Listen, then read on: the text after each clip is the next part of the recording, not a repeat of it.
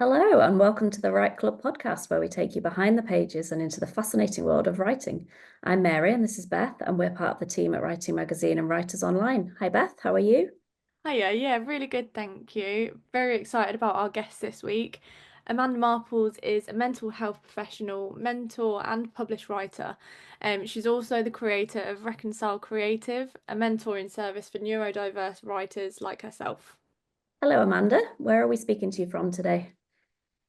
Hello. So I am in Rotherham, up north in the UK, just right next to Sheffield. Is that your writing space, or have you just found a quiet place? Where I'm sat now, it's one of my writing places. I don't really have a specific writing place, but I probably do the majority of my work here. Yeah, I'd say so. Lovely. Amazing. Have you always wanted to be a writer? I have always wanted to be a writer, but, and I think given I have ADHD, and I think given my history, it took me a long time to put the wheels sufficiently in motion to organise myself enough to be able to write in a consistent way. But yeah, from being really, really young, I was very, very interested in words and writing. I did lots and lots of kept endless diaries as a child. I wrote a lot of letters to friends, and my diaries got increasingly morbid as I got into my teenage years. Um, I wrote a lot of poetry, again, pretty morbid, pretty miserable poetry in my teens. Did a lot of that, but found it very difficult to put stories together, which we can probably get into a bit more if you want to. I always really wanted to, but I had an incredibly loud inner critic, which it took me many, many years to learn how to circumvent that and even to understand what it even was. And I guess to become aware of it actually as well. It took me a long time to kind of figure out that there was this thing in my mind telling me not to write because I couldn't do it or nobody would like it or whatever. So yeah, took a long time to kind of filter through into my awareness and then even longer to learn how to kind of get around that. So yeah, it took me a long time. So yes, I've always wanted to write, imagined myself as a writer, did a lot of fantasizing about being a writer when I was very little. I had this kind of idyllic image of myself as a writer. But didn't really start writing properly, probably until I was in my early 30s, and I'm 46 now. So probably the last 15 years I've been writing. And why do you think you had that idea to become a writer? Were you a big reader? Was it from that, or? Yes, I think that is probably where it came from, actually. I read loads as a child, and I had a very rich fantasy life, I guess, as well. And that's something I've learned a lot more about as I've kind of looked into neurodiversity and learned more about myself and the way that my mind works.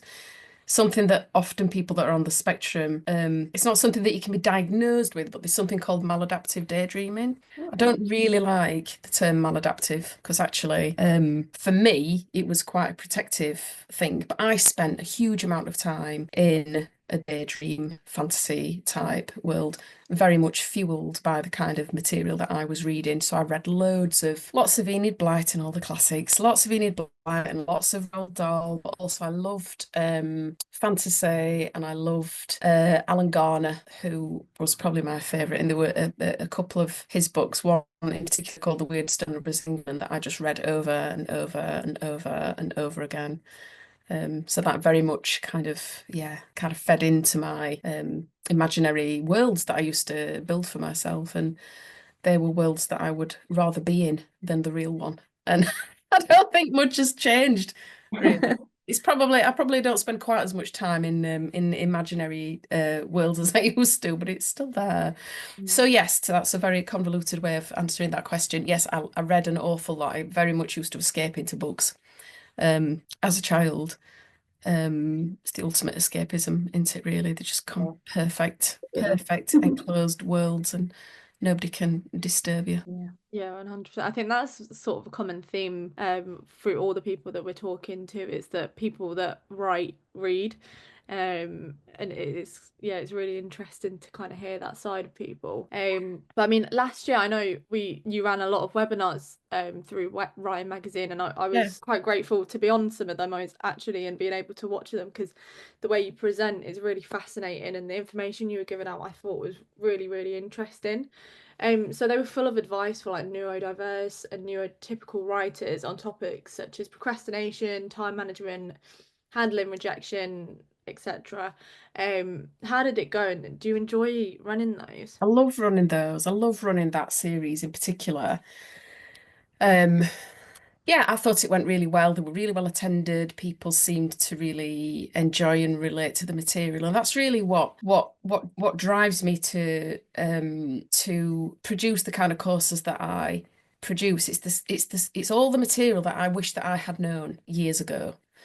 And I think had I known the things that I know now, partly through just bitter experience and just trying different things and learning more about myself, but also just, my professional experience and the things that I've picked up in my training and things like that. I do think often that if I'd had that information years ago, I might have been in a different place now. And that's a really, really common thing that I hear from other neurodivergent writers, actually feeling like they are behind all of their peers. In fact, there is research about that, about neurodivergent people being behind the curve financially, professionally, in relationships, all sorts of domains. So yeah, so I really love sharing what I know. One of the things that's kind of like a tagline, I suppose, in my, when I'm delivering these webinars, I always say at the beginning, you might remember actually, from those sessions, I always say at the beginning, I wish I'd known this years ago. I can't remember what it is that I say actually, something along those lines anyway. Yeah, because it felt very hopeless for me for a long time. It just felt like, I wanted to write. I felt like I was a writer. I felt like that's what I should be doing, but just did not have the skills or the tools to be able to get past my own brain to get onto the page, really. And some of the strategies and techniques are really, easy to apply, but you don't know what you don't know. So what I want to do is share it with other people because I don't want anybody else to waste any time. Yeah, That was 100%. this phrase that I was looking for. That's what I say at the beginning. Yeah, I've wasted a lot of time. I don't want that for anyone else. yeah, definitely. And I can see from those webinars and that entire series really that it's so lovely seeing the people in the chat putting all their lovely comments in. I think there was actually a couple of occasions where towards the end, when everyone was saying thank you, it was almost like bringing you to tears because everyone was being so lovely. So it just goes to show that they do really help people. Yeah, definitely. It does nearly bring me to tears. I mean, I'm a very, very emotionally dysregulated kind of person anyway. It doesn't take much to make me cry.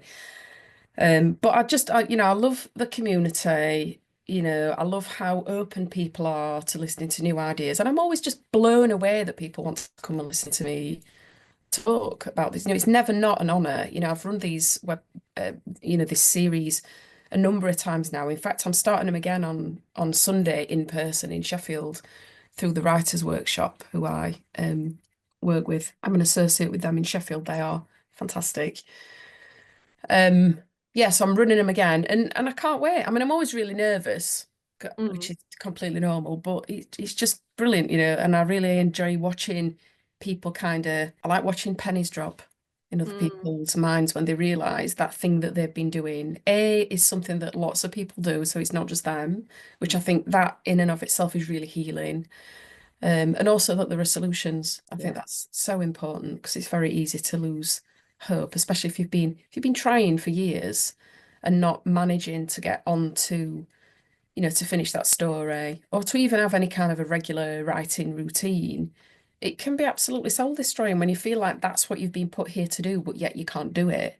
That's a really, really difficult place to be. And there's not an awful lot of not a huge amount of advice for neurodivergent writers, for writers that are ADHD, dyslexic, Tourette syndrome, autistic.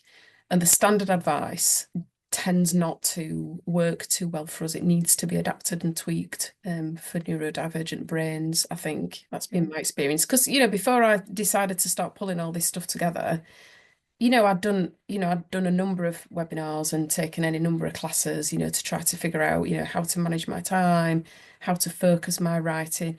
And I just could not apply these strategies. I just couldn't do it, which just served to make me feel worse, really, and, took me further away from doing what I wanted to do.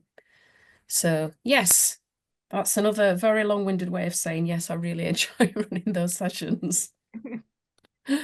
Saying about feeling like you were meant to write. What is it about writing that lights you up? What excites you about it? Yeah, this is a really difficult question to answer because it's not something that I can readily put my finger on. I just know that when I have got past myself, because I'm frequently in my own way, because I think that's an important thing to say as well, just go off at a slight tangent here.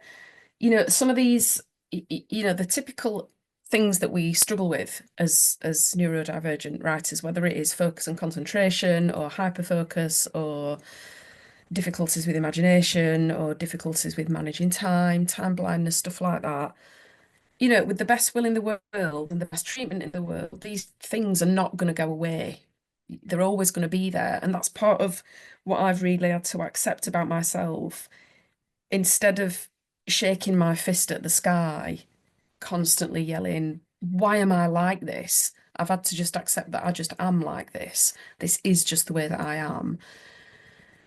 So this stuff continues to come up for me. So my process of trying to get onto the page involves me trying to get past myself, really, trying to get past my brain, trying to get past the barriers that I've got. And that can take quite a lot of energy up and can be really frustrating. And I'll be honest, there are days when I don't manage it. I don't write consistently every single day.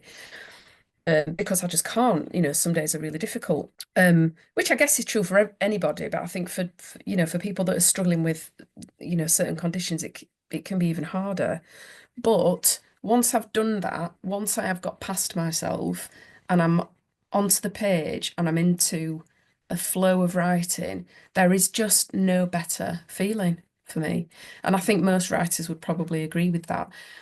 Not to say that writing isn't also really hard work, and it is sometimes just, I think Stephen King, does he call it shoveling dirt or something like that?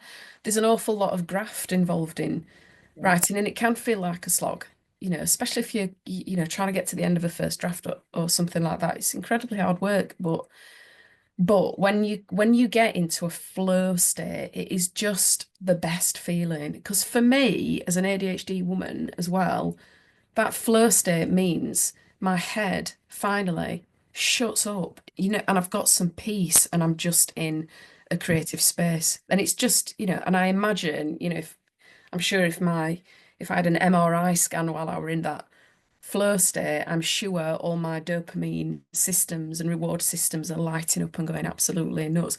And obviously, for people that are ADHD and also autistic as well, when we're dopamine depleted, for us, when we're in that flow state, it's like medicine, you know. Yeah. So yes, that's primarily I would say what I love most about writing is just being in that purely creative flow. Lovely. We know you at Writing Magazine from winning quite a few of our competitions, the short story competitions, and you've won lots of competitions elsewhere as well. What is it about short stories that you particularly like? I love a short story. It's interesting because when going back to when I were younger and seeing myself as a writer, I saw myself as a novelist. Before I'd even started doing any writing, I saw myself as, making these, sprawling novels, multiple books in a series. That's how I saw myself. And I think that's probably because if people say I'm a writer, that's kind of the stereotype. Mhm. People say writer, they think novelist. So I think that was just what I expected that would be, what that would look like. But actually, and I never even thought about writing short stories until I can't even remember when it happened, really. I think I might even have started with Flash. But in any case, what I like about it feels to me very much like, because I like analogies. Writing a novel, and I have written novels, I've not published any yet, but I've got novels that I've written. Writing a novel is it's like a marriage, it's like a long-term relationship. It takes hard work, it takes commitment. There are long periods of time often spells when it feels like it's just not working. You want to abandon it, you want to walk away from it. And it's, and it's tough and you feel like you're not going to survive it and all of that stuff. Whereas a short story to me feels like a snog in the dark down an alleyway. It's done and dusted, it's exciting, it happens quickly, and then it's finished. And I really like that. As an ADHD writer, starting is really difficult, but finishing is really difficult as well. And the bigger the piece of work, the harder it is to finish. Whereas a short story, I can blast out a first draft. Sometimes in one session, sometimes in a couple of sessions. Piece of flash fiction, I can bash out, a piece of flash fiction in an hour, maybe. That really suits my brain. And I didn't realize that until I started to do it. And I realized how much just like the sense of completeness that you get from being able to write a short story. And the other thing for me as well about short stories is that I don't have to concern myself too much with plotting.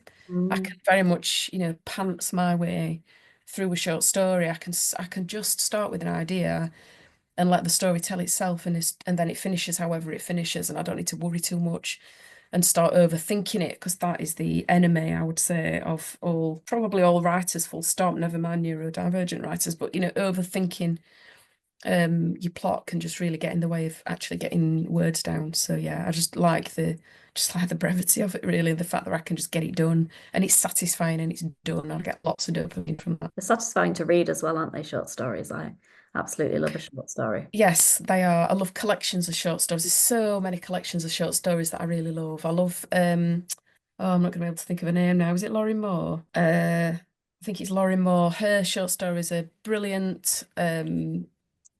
Yeah, there's lots of people that I could name. Stephen King's short stories also are absolutely brilliant. In fact, I enjoy his short stories more than I enjoy his novels. I'm not sure I've read any of his. Oh, I they're don't know. brilliant. He's Yeah. very, very good at short stories. Have to Really add them good. to the list. Yeah. Yeah. And he's done quite a lot of collections as well. So there's lots to go on. Brilliant. Oh, amazing. And have you had any sort of like being a writer, any sort of insights that led you to create your mentoring service and the webinar series? Anything specific that's kind of happened to you as a neurodiverse writer? No, I think it was more a slow dawning and realization that this kind of coming together of realizing and getting diagnosed with ADHD and starting to come to terms with that, and then learning more about that. I also, I work with a lot of in the day job, because I still work a day job. I work for a university as an academic mentor. So I work with neurodivergent students all day, every day. That's my bread and butter. I've been doing that for a long time, and I was a social worker in mental health services for many, many years in the NHS before that. So all that kind of knowledge that I've acquired over the years kind of came together with me starting to write around 15 years ago, and then getting my diagnosis, which would have been 3 years ago, I think now. And it all just kind of came together. It just this dawning that this is stuff that I could, once I started learning what works for me and learning what works for the students that I work with as well, I just realized that I could bring all of this together and offer this as a service to other people, to reach as many people as possible, because I feel quite, passionately about the fact that, we're on a very uneven playing field. Quite often, neurodiversity, there are statistics about this. Don't ask me to quote them because I can't think of any off the top of my head, but there is a triad, I guess, of like a big Venn diagram, if you like, of neurodiversity, poverty, trauma, mental illness, ill health. All of those things come together and converge to hold people back. So I very much feel like the neurodivergent voice is often missing from the arts, because we don't have the correct support, we don't have the correct advice about how to get stuff done, and we're not privileged in the same way that our neurotypical counterparts might be. That might irritate some people, but I think it's true. The amount of people that I speak to, and I'm writing about this at the moment, like I touched on earlier, that are years behind because they've not been able to get going. And because they've not been able to get going, like financially, they're not where they need to be. So they've not got the resources to be able to do things like go on expensive retreats or get a writing coach or whatever it is. So, that leg up that other people can often afford, neurodivergent people often cannot. And that's part of what why I really wanted to offer this service, because I know, because I've done my research, I know that my service is cheaper as well than a lot of other, like for example, one of the things that I do is I offer small group mentoring for neurodivergent writers. So once a month I do one in person and I do one online. There's only 5 spaces available. So it's a space where people, so it's small enough for people to get really good quality advice from a professional in a setting that feels supportive and feels nurturing and has got that understanding and that sense of community. But it's a low cost because the individual ticket is not, it's not a bank breaker, but I get, paid what I need to get paid. And I think that really matters. I think it's really, really important. I've seen so much, I'm not throwing shade on anybody here, but like I said, I've looked into coaching for myself because I think everybody probably needs a coach or a mentor, and it's just out of people's price range. It's out of my price range. It always has been. So this is a better way, I think, for people that can't afford one-to-one mentoring or coaching long term. They can get it at a lower cost in a small group of people. And I think that works really well. I feel really, really strongly about that, about cost. Yeah, Did that answer the question? I can't even remember the question. yeah, it did. Well, it's kind of a similar question actually. So, can you just tell us a little bit about Reconcile Creative, what you do, and how you came to set that up? Yeah, so I offer the small group mentoring. Hmm. I do one-to-one coaching as well. I've got I've grown, quite a number of clients over the last couple of years.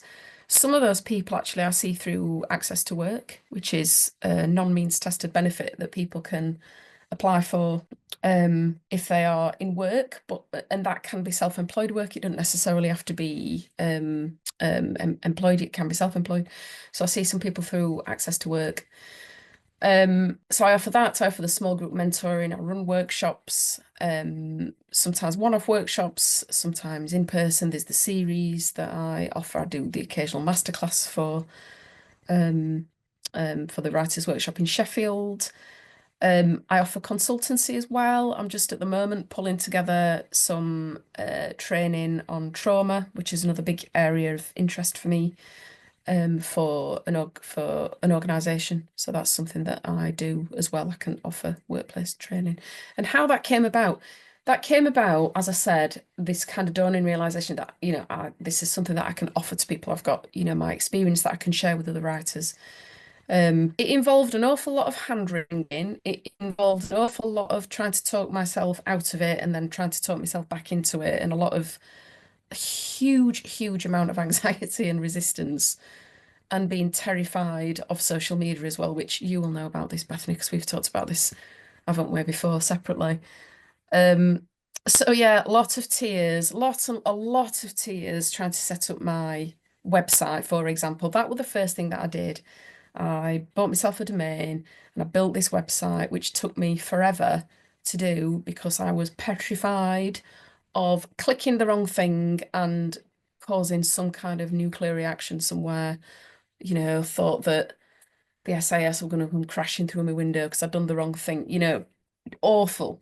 Cried most days that I were working on that, but I eventually got over it and got that published. And then it's just built very, very incrementally. I would be lying if I said that I had a business plan. I do not. I have just done it and learned as I've gone along. I teach myself how to market. I've taught myself how to promote myself, not something that comes easy to me. And I've just done it a bit at a time. And it's involved a lot of false starts and a lot of having to stop because I feel overwhelmed and needing to wait for a few. So it's been a slow process, because I've learned that the worst thing that you can do if you're feeling burnt out is to push through. The thing to do is stop and take care of yourself and not panic that you're running out of time. I hear this all the time. from neurodivergent writers and artists. And it's what I experience as well, this panic that if I don't do it now, I'm going to miss the boat and it's never going to happen. And I've had to learn really careful strategies to look after that when that arises and address it rather than beating myself up and trying to push through, because that just makes it worse. So yes, Reconcile Creative came together through an awful lot, literally, blood, sweat and tears, and it's taken a long time. But things are going pretty well at the moment. I've got a nice client group. People come to me without me having to do an awful lot, which is fantastic. Not quite cracked social media yet. Not quite got there, but I'm working on it. I'll get there eventually. Join us next week for part 2 of our chat with Amanda Marples.